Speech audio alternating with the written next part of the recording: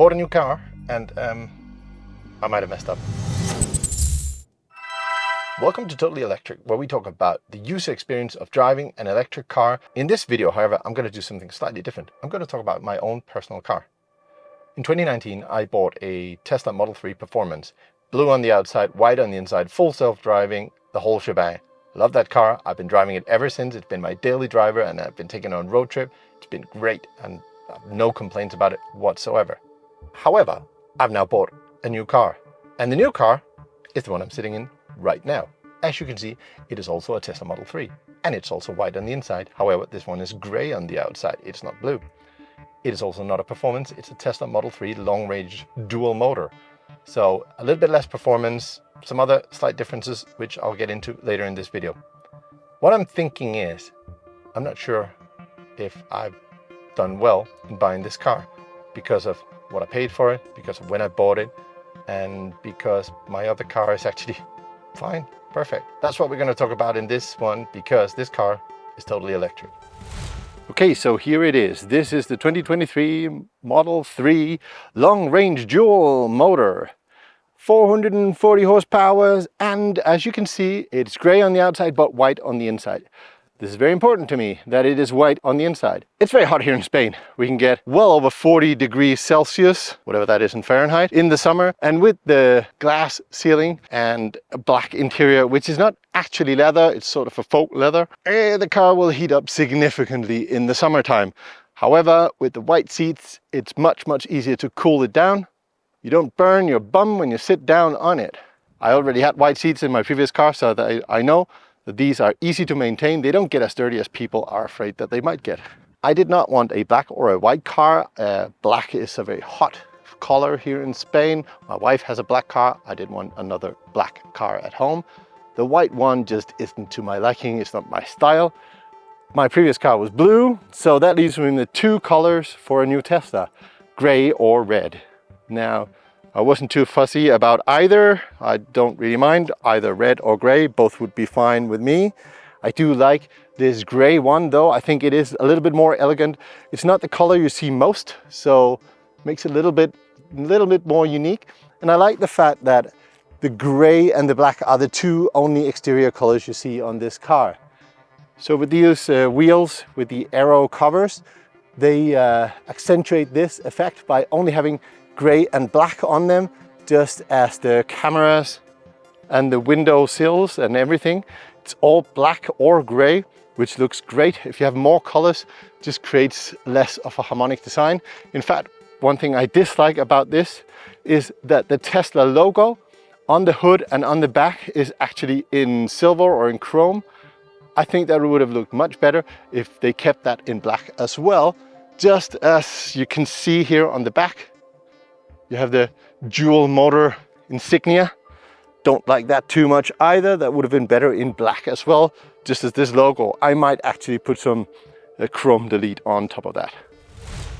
So why did I choose a Tesla? Again, if I've already driven a Tesla, why not another brand of EVs? Honestly, there are plenty of good EVs out there. Right now, it's very hard for them to compete on price, in the price range between 30 something and 50 something thousand euros.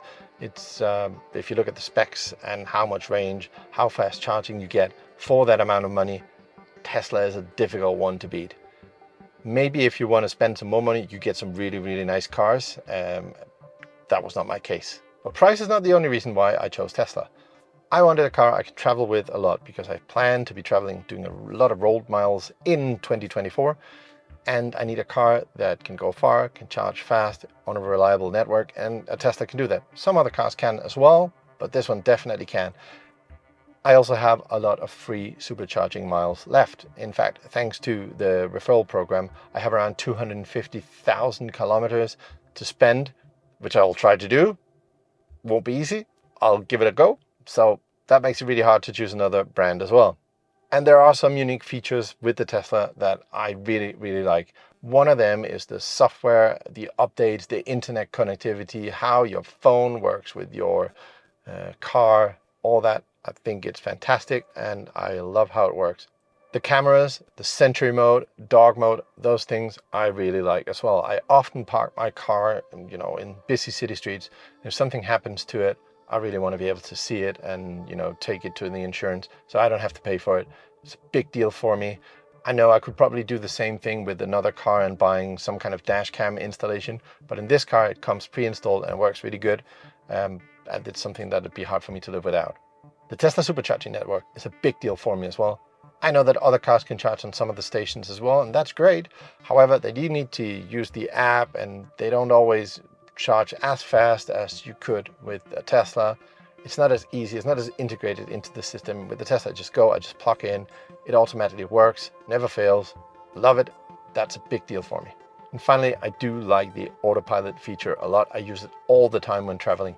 I know some other cars have very good driver assistance features as well.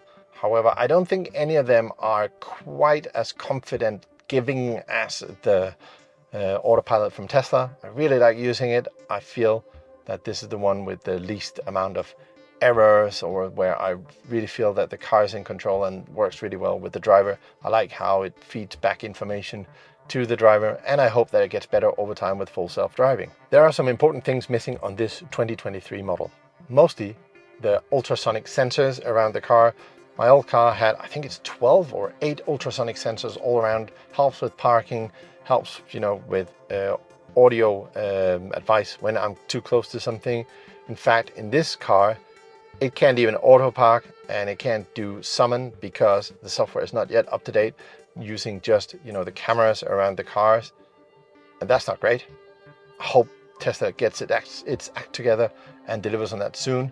They've been delivering cars without the sensors for more than 6 months now, and I think that they should really focus on getting this functionality up to speed. This car does not have HomeLink. My old car did.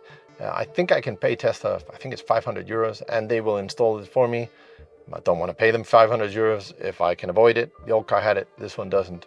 Not great either. My old car is a performance model, and that is a big deal for me. I paid 10,000 euros extra to get the performance over the long range dual motor back then. So I really miss the performance, the kick you get out of acceleration. I really like how it rides. The suspension is brilliant. It's very, very firm. There's not a lot of dampening. You really feel like you're in contact with the road. You're sitting straight on the asphalt. And I like that. That's a good thing as a driver's car. This car has a little bit softer suspension. It wobbles a little bit more. I don't think that's fantastic. And it does not accelerate as fast as my old performance. This one does 4.4 seconds from 0 to 100 kilometers per hour. The old one, or my old performance, does 3.1. And that is a big difference, and I can tell the difference. However, there is a trick to get around this, or almost get around it. With the referral program, I can use 7,500 credits to get the acceleration boost, which will shave about half a second of acceleration off of this car. So this car will now be sort of a dual motor plus with a little bit more acceleration, but it still has, the more efficient wheels, 18-inch rims. So I should get the same range out of it. Now there are some things that are much, much better with this car. First of all, the interior is updated and it's of much higher quality. Especially the center console is nicer, the materials that they use. There's no piano black with your fingerprints everywhere. That is certainly much, much nicer. This car also has a lot more range, and if I'll be traveling a lot of highway during 2024, that comes in very handy. I can do around 450 to 500 kilometers between stops on this one at highway speeds. I could probably do 350 to 380 on my old performance. Doesn't sound huge, and it's not unlivable, and I can definitely travel with the performance. This just makes it a little bit easier, especially if you're traveling alone and don't need to wait for family and kids. Then you can just do shorter stops, just charging quicker with this one. So that's a big deal for me as well. The sound isolation on this car is much better than what's on the 2019. One of the things I continuously complain about on the old one is when I go at highway speeds, I can hear some wind noise. It's not the most sophisticated of experiences. This one is much, much better. The sound isolation on it is great. It's on par with any BMW that is out there. You can't hear anything around it. There's no wind noise. There's no rattles. There's no nothing whatsoever. It's better built, definitely. It has some new features as well. It's got an automatic lift gate in the back, which I can open and close from the screen, from the app, or anywhere else where I have access to it. In fact, I can do it from my watch if I wanted to. It has a faster processor for the screen. It's the AMD Ryzen, which is much smoother. You can tell when you watch the cameras, when you're backing up, the camera is much more fluid.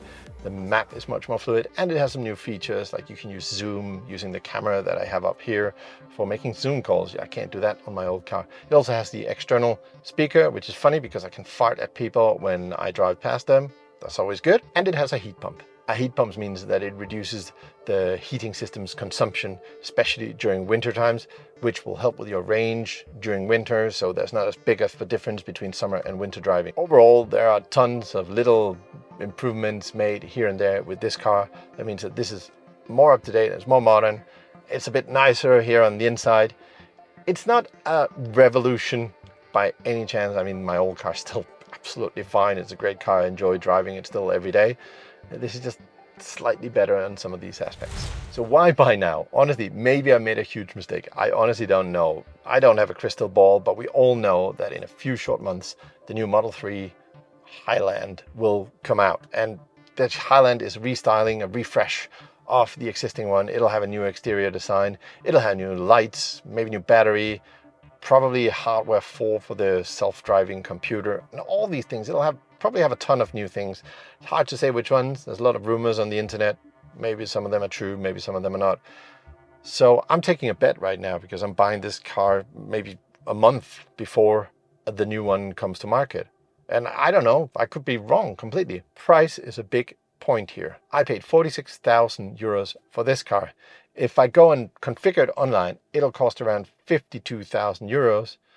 And I paid only 46 because Tesla has this inventory where they do discounts on it. And on this one, there was a massive 5,000 plus euro discount. Plus I get another 1,000 euros because of government help we have here. And I get another 500 euros off if you use a referral code. By the way, if you're interested in buying a Tesla, I'll put a referral code down below in the description. It won't be mine. I have plenty of referrals. I'll choose some random owner who does not have any or only very few referrals. So if you want to do that, click on the link below, order your Tesla from there. You'll get 500 euros discount on a Model 3 or a Model Y, or 1,000 on a Model S or a Model X. And the owner will get, I think it's 2,500 credits for buying upgrades or supercharging things for his car. My old Model 3 had full self-driving, FSD. And only in the third quarter, Tesla is allowing a transfer of FSD software from the old car to the new car. In Spain, that would cost me otherwise 7,500 euros if I had to buy it for this new car. And that's a big deal for me. I do like the software. It doesn't do a lot yet, but the promise of what it'll do and what I see it doing in the US, I think it'll come eventually here. And I really would like to have that software on this new car, but I really don't want to pay for it again because I've paid for it 4 years ago and I have hardly used it. It does very, very little here. Hopefully that'll change over time. So the fact that they've given amnesty for a transfer during this third quarter means a big deal for me. I know it's a total demand level that they're pulling, and they're just, they should actually allow users to just transfer all the time because it's a software. I haven't used it. They should just allow me to buy a new car and always transfer this software to it, but they're not. They're only allowing it in the third quarter, so that helps with the value of this car. In fact, if you put together the cost of the new car, which is 52,000, plus the full self-driving, 7,500, plus, and here's another thing, I can add the acceleration boost to this one for just spending my credits from the referral program, which would otherwise be another 1,800. The cost of this car with that configuration would be closer to 61,000 euros, and I paid 46,000 euros for it, and that sounds like a good deal to me. That's sort of why I did this now. But maybe I'm wrong, because maybe I should have waited for the Highland.